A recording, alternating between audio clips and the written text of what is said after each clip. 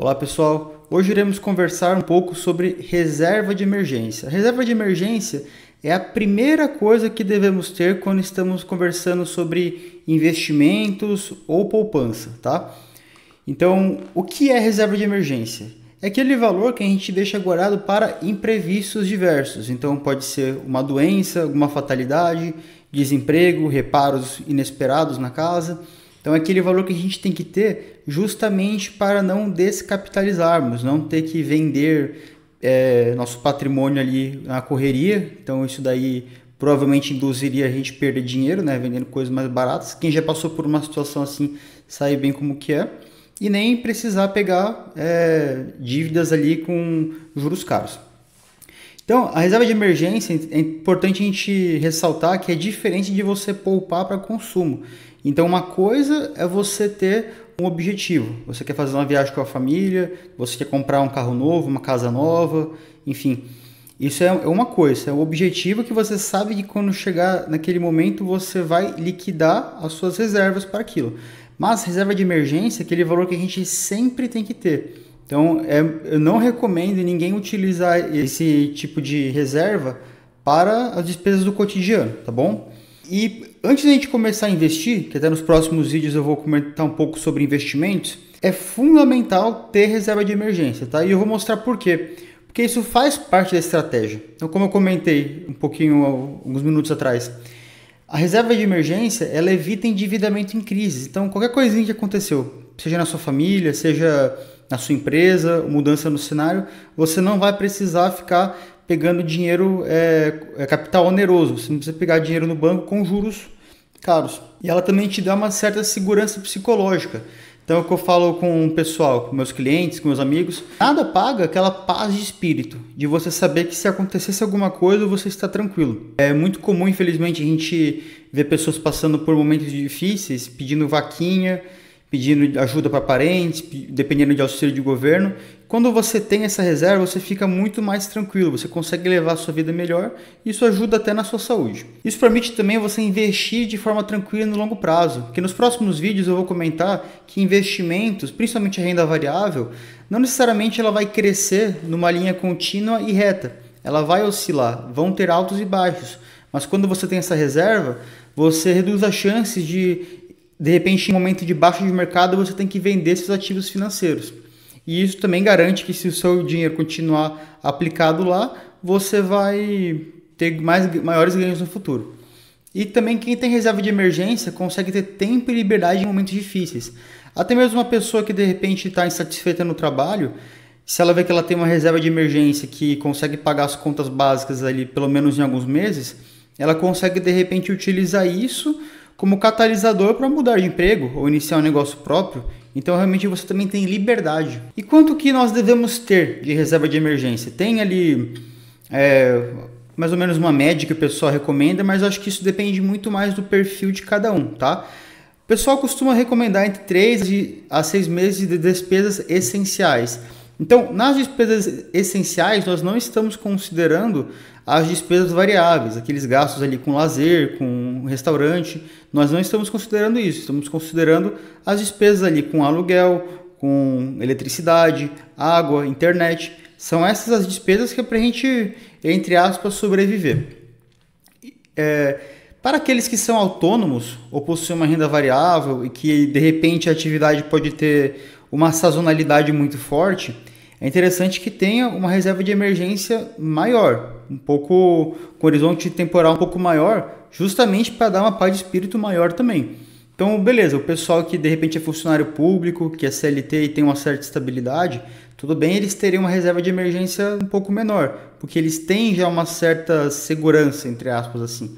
Mas para aqueles que têm ali um risco de renda um pouco maior, é fundamental que também tenham uma reserva maior também. Então, um exemplo prático. Uma família que gasta em média R$3.000 por mês com as suas contas básicas, ela tem que ter no mínimo, né, seguindo essa lógica que a gente falou, pelo menos R$9.000 ali guardado. Isso dá para mais ou menos 3 meses ali os gastos dela. Claro que eu não recomendaria esse valor.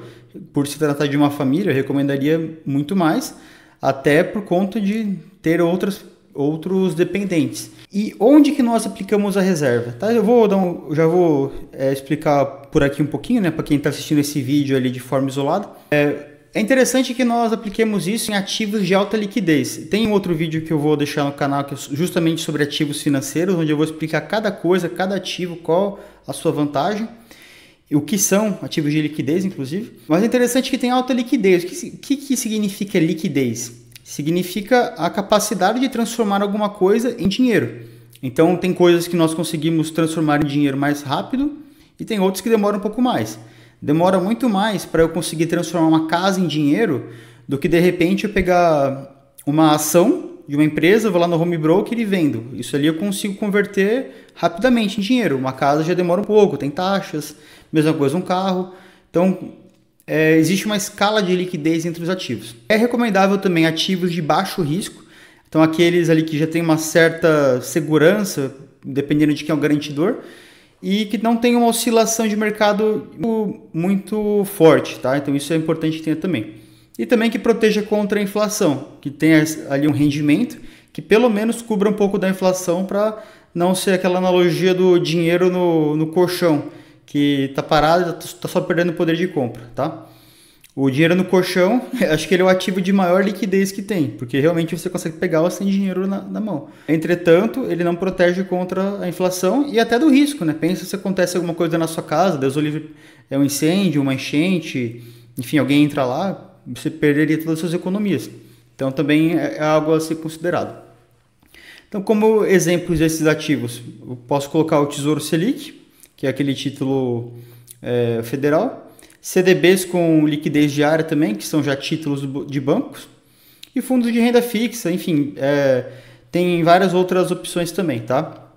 Até mesmo o pessoal que utiliza o Nubank, tem aquelas caixinhas que também dão um rendimento do CDI, mas isso daí eu vou tratar em outros vídeos também. Mas é interessante que não utilizem ativos de risco. Por que ativo de risco? Porque ele vai ter uma oscilação de preços um pouco maior, uma volatilidade de preços bem maior. Então vou colocar aqui como o primeiro exemplo, uma família com reserva, até para a gente dar uma ilustrada melhor aqui nas situações. Então temos a família de João e Maria, mais a sua filha, e eles têm despesas fixas mensais em torno de R$3.000. No caso deles, eles possuem R$18.000 de reserva, então vemos que isso é o suficiente para 6 meses cobrindo as despesas fixas. E João estava passando por um momento um pouco difícil no seu trabalho, e ele viu que por vários motivos era melhor sair. Coisa que se ele não tivesse a reserva, dificilmente ele poderia fazer.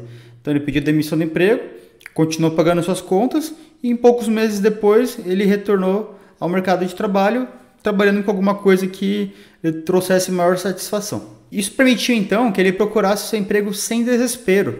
Porque pensa comigo, vamos supor que de repente ele foi mandado embora e não tem nenhuma reserva, como é que fica? Ele pode até receber o FGTS, mas e se não for o suficiente?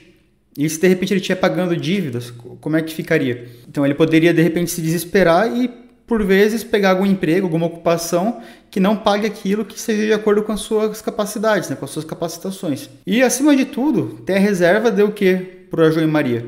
A paz de espírito. Paz de espírito porque agora eles conseguem manter o seu padrão e o João está conseguindo trabalhar com algo que lhe dê mais satisfação. Já um segundo exemplo, só que dessa vez uma família sem reserva. Tá? Pedro e Ana são casados e possuem 2 filhos. No caso deles, eles têm o hábito de sempre gastar tudo que ganham. Então não fica devendo, mas também não sobra nada. Eis que Pedro perde o emprego. Surge uma fatalidade e agora eles vão ter que pagar as suas contas, as principais despesas com cartão de crédito e cheque especial. O problema é que se ele não conseguir o rendimento até o vencimento da fatura, ele vai precisar pagar a fatura ele vai precisar parcelar a fatura, e vai ter que pagar créditos os juros do crédito rotativo. E como vimos em vídeos anteriores, esse é um dos juros mais caros do mercado. E isso vira uma bola de neve, de modo que eles podem, se eles não resolverem essa situação rápido, eles podem entrar num atoleiro financeiro que vai ser cada vez mais difícil de sair. E como resultado, além das dívidas caras, também temos as brigas familiares e o estresse. Então, aqui ilustramos um dos riscos de não ter a reserva de emergência. Então, alguns erros comuns que as pessoas costumam ter. Os mais comuns mesmo, tá? É deixar essa reserva para consumo, Pessoal, o exemplo ali da família do Pedro e da Ana, deixaram 18 mil, mas de repente tiveram a ideia de fazer uma viagem. Então vamos pegar aquela reserva e utilizar. Não é o ideal, tá? Não é ideal principalmente para autônomos. Uma coisa é são as reservas que nós fazemos para nossos objetivos e outra coisa são as reservas para a emergência. Outro problema é deixar em ativos sem liquidez. Então, por exemplo, imóveis ou automóveis, enfim, ativos que sejam difíceis de serem convertidos em... Não atualizar conforme as despesas crescem. Então é diferente um homem solteiro ter um valor de reserva de emergência que é diferente de uma pessoa casada, que é diferente de um casal com filhos. Então a reserva de emergência costuma ser bem diferente nesses casos, tá? E também deixar os valores investidos em ativos de alto risco, justamente por conta da volatilidade.